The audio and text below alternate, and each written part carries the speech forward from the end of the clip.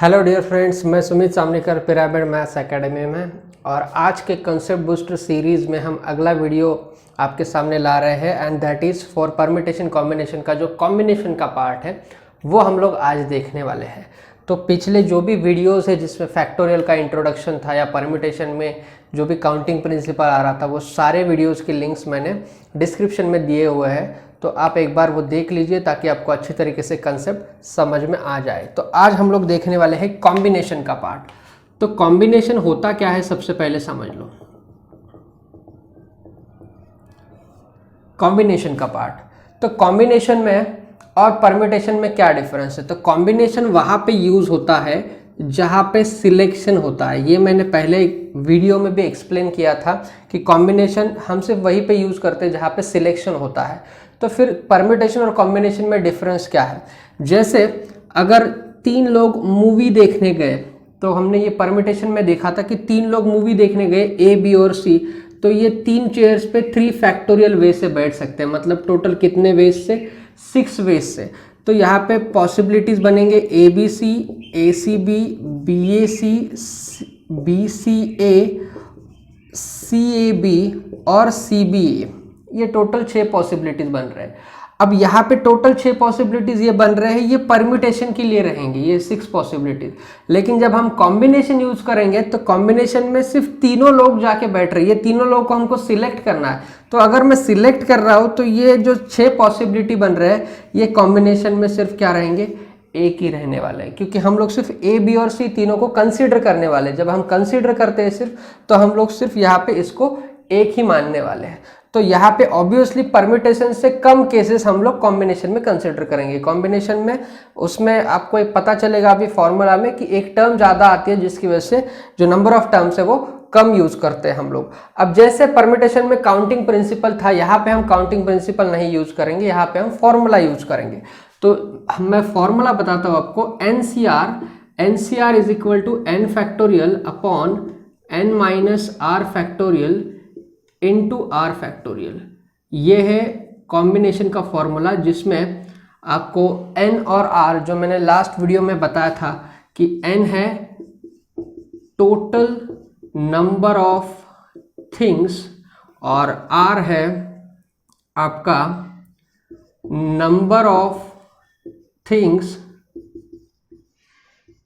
Taken at a time.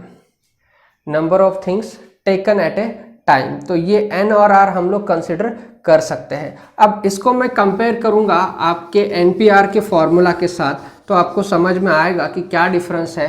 NPR जो permutation का formula था उसमें n factorial upon n minus R factorial, ये इसका था, ये इसका है। इसमें r फैक्टोरियल की टर्म ज़्यादा है जो कि डिनोमिनेटर में है, इस वजह से इसके जो केसेस आएंगे वो कम आएंगे, इसके केसेस उससे ज़्यादा आने वाले हैं। तो ये मेजर डिफरेंस है। और ये हम वहाँ पे यूज़ करते जहाँ पे अरेंजमेंट है, ये वहाँ पे यूज़ करते जहाँ पे सिलेक्शन है। अब इसमें मैं शॉर्टकट बताता हूँ आपको कि किस तरीके से आप शॉर्टकट यूज़ कर सकते हो। पहले मैं फॉर्मूला से बताऊँगा। 10C3, तो ये होगा आपका 10 फैक्टोरियल डिवाइडेड बाय ये 10 माइनस 3, मतलब ये आएगा 7 फैक्टोरियल इंटू आर फैक्टोरियल मतलब 3 factorial. So this would be 10 into 9 into 8 into 7 factorial divided by 7 factorial into ये 3 फैक्टोरियल, 3 इंटू 2 इंटू 1। तो ये कैंसिल हुआ, ये आया 3 3 ज़ा 9, 2 4 ज़ा 8। Your answer will be 120। 120 आ रहा है, 10C3 आ रहा है 120। अब इसको थोड़ा शॉर्टकट में देखेंगे। देखो कैसे, मैं अभी दूसरा एग्जांपल ले रहा हूँ। फॉर एग्जांपल आएगा 8C2। 8C2 तो करना क्या है, देखो 8 को 2 से पीछे लेके जाओ इंक्लूडिंग 8 को 2 से पीछे लेके जाओ। तो 2 से पीछे मतलब 8 इंटू 7 ले लेंगे। और उसके बाद ये जो 2 है इसको 2 इंटू 1 मतलब उसको 1 तक लेके आना है। तो 8 into 7 divided by 2 into 1, your answer will be 28। Your answer will be 28। इस तरीके से इसको आप कर सकते हो। अगर इसमें और कुछ एग्जाम्पल मैं बताऊंगा तो ये आएगा फॉर एग्जाम्पल 15C3, तो ये आया 15 into 14 into 13 divided by 3 into 2 into 1। तो ये सारे कैलकुलेशन आप कर सकते हो। तो इस तरीके से इसको सॉल्व करना है।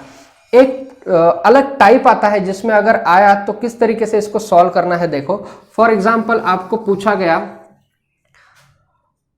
12C10, 12C10, तो अगर इस लॉजिक से गए तो 8 को 2 से पीछे लेके जाएंगे, 15 को 3 से पीछे लेके जाएंगे, 12 को 10 से पीछे लेके जाएंगे तो वो प्रॉब्लम क्रिएट करेगा, क्योंकि ये काफी सारे टर्म आ जाएंगे इसमें। 12 को 10 से पीछे ले जाना मतलब वो प्रॉब्लम क्रिएट करने वाला है। तो यहाँ पे करना क्या है, देखो जहां जहां पे n और r में डिफरेंस कम रहेगा, 12 और 10 डिफरेंस कम दिख रहा है, वहां पे एक प्रॉपर्टी यूज करेंगे। उस प्रॉपर्टी को हम इस तरीके से लिखते हैं, NCR is equal to NCN minus R।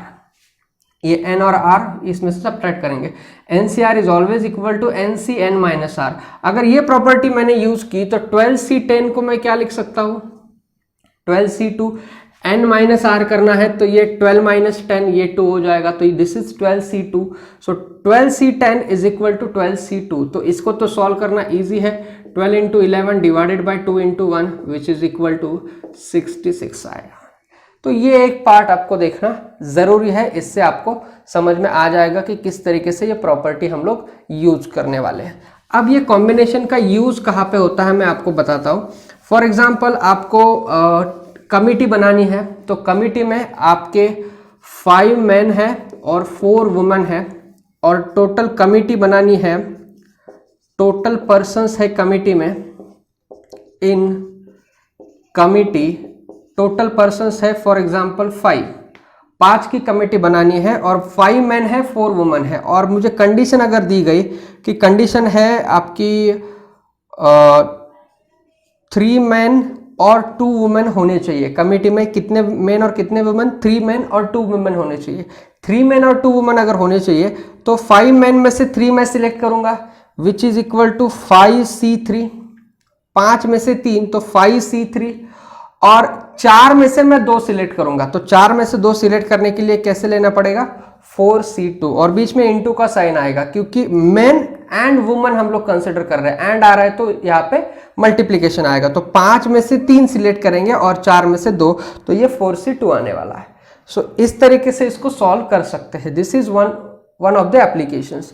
अगर मुझे क्रिकेट टीम सिलेक्ट करनी है, फॉर एग्जाम्पल मेरे पास 2 विकेट कीपर है, उसके बाद 7 बैट्समैन है, और हम लोग कंसिडर करेंगे 6 बॉलर्स है। 2 wicket keeper, 7 batsman, 6 bowlers, total 15 हो गए। मुझे 11 की टीम बनानी है। 11 की टीम में मुझे कंपल्सरीली 1 विकेट कीपर चाहिए, ऑब्वियसली 6 बैट्समैन चाहिए,